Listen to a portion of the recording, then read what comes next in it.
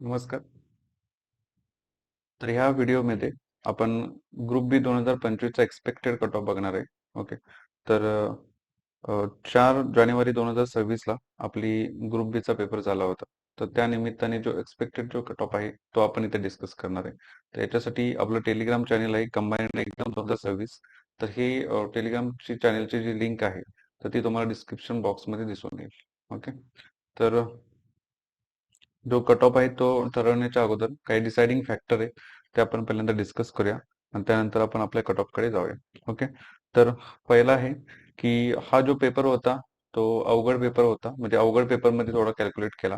म्हणजे खूप लोकांसोबत जर तुम्ही चर्चा केली किंवा जे काही विद्यार्थी होते किंवा जे काही तुमचे मित्र-मैत्रिणी आहेत, तर त्याच्यासोबत चर्चा केल्यानंतर तुम्हाला एक गोष्ट समजेल, की हा पेपर एक अवघड कॅटेगरीमध्ये मोडतो. आतापर्यंत जेवढे पेपर झाले होते, तर त्यांच्यापेक्षा हा पेपर थोडासा अवघड कॅटेगरीमध्ये मोडतो. ओके. तर अवघड कशामुळे झाला होता? तर एक तर त्याच्यामध्ये पी-वाय-क्यू होते. म्हणजे आतापर्यंत प्रत्येक एक्झाममध्ये पी-वाय-क्यू रिपीट होतात. पण असे कोणते पी-वाय-क्यू रिपीट झाले नव्हते. तर त्यांची एक थीम सेट केली होती त्यांनी आणि त्या थीममध्येच तो पेपर काय केला होता, डिझाइन केला होता आणि त्या पद्धतीने क्वेशन त्या पद्धतीचे जे क्वेश्चन होते ते मुलांना टॅकल करता आले नाही आणि तो पेपर कसा होता तर अवघड याच्यामध्ये कॅल्क्युलेट केला गेला. ओके. त्यामुळे मुलांचे जे मार्क्स आहेत तर ते तुम्हाला दिसून येतील. तर ते मिनिमम टू मीडियम तर या रेंजमध्ये तुम्हाला मार्क्स दिसून येतील. म्हणजे असं तुम्हाला 60-62 किंवा असे खूप सारे हायर मार्क तुम्हाला इथं दिसून येणार नाही. तर एक मिनिमम रेंज जी आहे म्हणजे 45 पासून 55 पर्यंतची. तर ह्यामध्ये खूप सारे लोक किंवा खूप सारे स्टुडंट तुम्हाला दिसून येतील. ओके. तर याच्यावरून आपल्याला एक कट ऑफचं प्रिडिक्शन करायचं आहे. तर त्याच्यासाठी हा आपण म्हणजे व्हिडिओ लेक्चर किंवा जे व्हिडिओ आहे ते आपण बनवलेला आहे. ओके. कारण की मार्केटमध्ये सध्या खूप ठिकाणी जर बघितलं असेल तर कट ऑफ ठरवले जात आहेत आणि कट ऑफ ठरवले पण पाहिजे कारण की त्याच्यावरून आपली जी ही आहे म्हणजे पुढची जी दिशा आहे ती आपली ठरवली जाते. म्हणजे जर त्याच्या आसपास जर आपण असेल तर आपण तिथपर्यंत किंवा तो कंबाईन मेन्सचा अभ्यास करणं सोयीस्कर असतं. अदरवाईज मग दुसरा कुठला तरी जर ग्रुप सीला होत असेल तर ग्रुप सीचा, अदरवाईज जर सरळ जर चालू असतील तर सरळ सेवा करणं बेस्ट ठरतं. ओके. म्हणजे जास्त अडकून न पडता आपण एक अंदाज ठरवू शकतो. म्हणजे समजा मी असं सांगितलं, की जर तुम्हाला हा कट ऑफ 45 ते 48 लागतोय आणि जर तुमचा स्कोर 40 असेल, तर तुम्ही याच्या बाहेरच आहात असं समजून जा. ओके. पण तुमचा स्कोर जर 43-44 असेल, तर तुम्ही थोडंसं याच्यावरती विचार करू शकता. ओके. त्यामुळं ह्या गोष्टी ठरवणं खूप महत्त्वाचं असतं. ओके. तर याच्यामध्ये जर बघितलं, तर म्हणजे हा जो कट ऑफ जो आहे, तो डिसाईड करताना मी याच्यामध्ये 84 ज्या जागा आहेत सब रजिस्ट्रारच्या, तर त्यामध्ये ऍड केलेल्या आहेत. म्हणजे ऑलरेडी त्याचं मागणीपत्र गेलेलं आहे एमपीएससीकडे. त्यामुळं आता याच्या अगोदर आलेल्या 674 आणि आताच्या येणाऱ्या 84 अशा एकूण 758 जागांसाठी ही ऍडव्हर्टाईज असेल. त्यामुळे ही जर 758 जागा जर पकडल्या तर एकूण जी मेन्सला क्वालिफाय होणारी मुलं आहेत ती 13 ते 14,000 इतकी मुलं तुम्हाला मेन्सला क्वालिफाय झालेली दिसून येतील. ओके. तर याच्यामध्ये मी एसटीच्या 100 आणि 150 ज्या जागा आहेत तर त्या 100 आणि 150 जागा ह्याच्यामध्ये आपण कॅल्क्युलेट केलेल्या नाहीत. म्हणजे सांगितलं जाते किंवा मार्केटमध्ये तसं बोललं जाते की 100 ते 150 जागा अजून वाढल्या जाऊ शकतात. आणि जर असं झालं तर जो आपण कट ऑफ प्रिडिक्ट करतोय तर त्याच्यापेक्षा कमी 1 ते 1.5 मार्कांनी येऊ शकतो. ओके. त्यामुळं अजून तसं काही ऑथेंटिक नाही त्यामुळे आपण या गोष्टी इथं डिसाईड करणार नाही. ओके. त्यामुळं हे बघू शकता. तर लास्ट इयरला आम्ही एक अंदाज सांगितला होता ग्रुप सीचा. तर तो 47 ते 49 हे मी कट ऑफ सांगितला होता आणि तो कट ऑफ लागला 48.25. म्हणजे एक मिनिमम जी मधली रेंज आहे तर त्या रेंजला हा कट ऑफ लागला होता 48.25 ला. ओके. तर हा कट ऑफ ऑलरेडी आपले जे चॅनल आहे तर त्याच्यावरती डिस्क्रिप्शन बॉक्स वरती तुम्ही जी लिंक आहे तर त्याच्यावरती क्लिक करून चॅनल जॉईन करू शकता आणि त्याच्यावरती पिन केलेला मेसेज आहे ज्याच्यामध्ये ग्रुप सीचा जो कट ऑफ आहे तो मी सांगितलेला आहे. ओके. तर त्यानंतर मी सांगेल की हा जो आपण कट ऑफ करणार आहे तर हा एक संपूर्णपणे अंदाज आहे. त्यामुळे मनाला जर तुम्हाला पटत असेल तरी हा कट ऑफ स्वीकारू शकता. अदरवाईज तुम्ही याच्यामध्ये प्लस मायनस करा. जर तुम्हाला त्या पद्धतीने वाटत असेल की अजून हा कट ऑफ जास्त सांगितलाय किंवा हा कट ऑफ कमी सांगितलाय तर तुम्ही तुमच्या पद्धतीने प्लस मायनस करू शकता. अदरवाईज मग तुमची युट्यूबचे चॅनल भरपूर सारे आहेत. तर त्या चॅनलवाल्यांनी पण काय केलेलं आहे कट ऑफ वगैरे डिस्कस केलेले आहेत. तर ते तुम्ही कट ऑफ बघू शकता. ठीक आहे. तर त्यानंतर हे पण महत्वाचं आहे की यावर्षी जी ओपनची कॅटेगरी आहे, तर या ओपनच्या कॅटेगरीला खूप कमी जागा आहेत ऑदर कॅटेगरीपेक्षा. म्हणजे ऑदर कॅटेगरीना खूप जास्त जागा आहेत ओपनपेक्षा. त्यामुळं ओपनचा कट ऑफ हा चांगला जाऊ शकतो. अ, त्यामुळे ओपनच्या कट ऑफ आणि जी कॅटेगरीचा जो कट ऑफ आहे, तर याच्यामध्ये 0.75 ते 1.25 एवढी कमी रेंज असू शकते.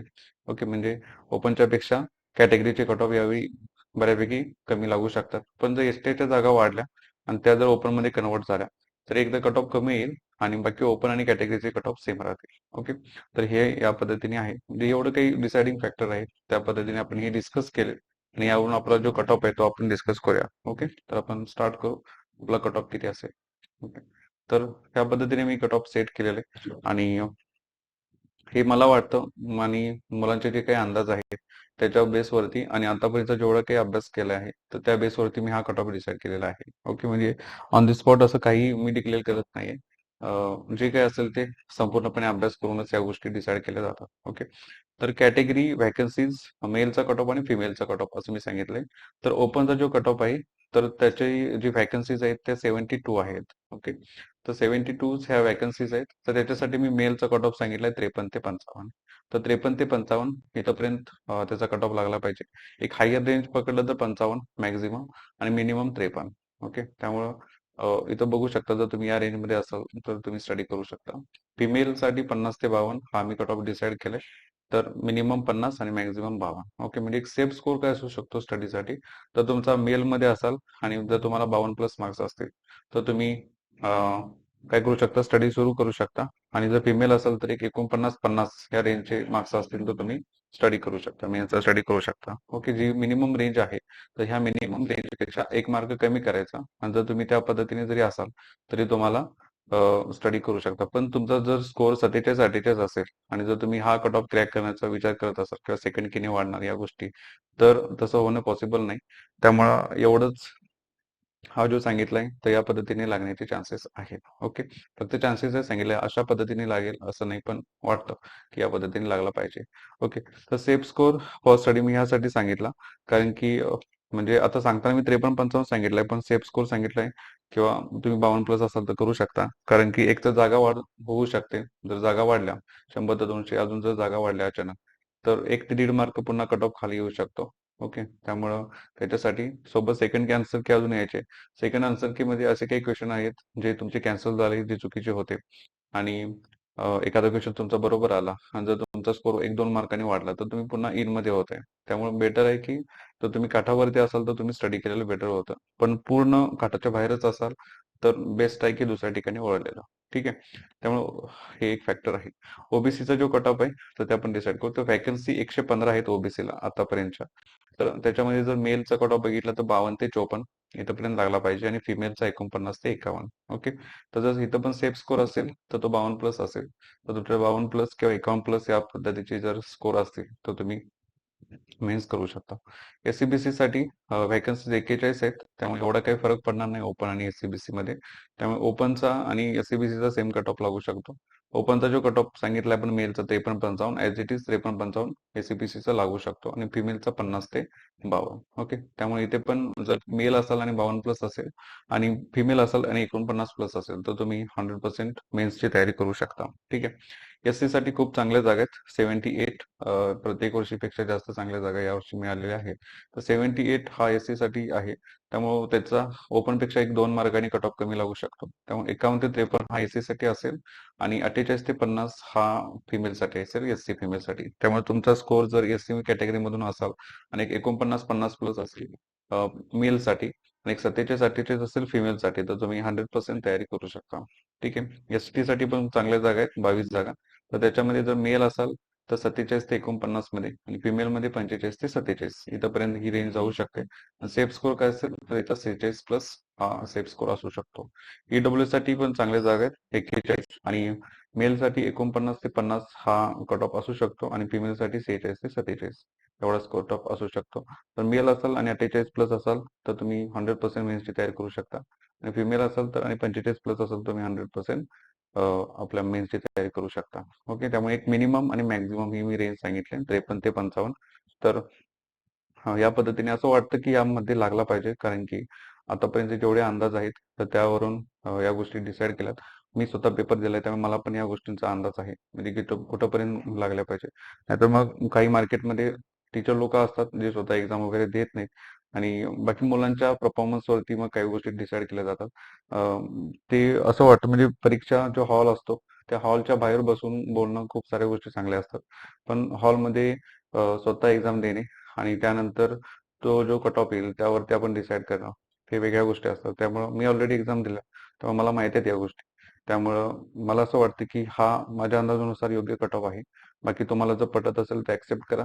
अदरवाईज जर तुम्हाला वाटत असेल की यांच्यापेक्षा अजून वेगळा काहीतरी बघितलं पाहिजे, तर तुम्ही वेगळ्या किंवा जे टीचर आहेत युट्यूबचे तर त्याच्यावरती तुम्ही काय करू शकता, त्यांचे रेफरन्स घेऊ शकता.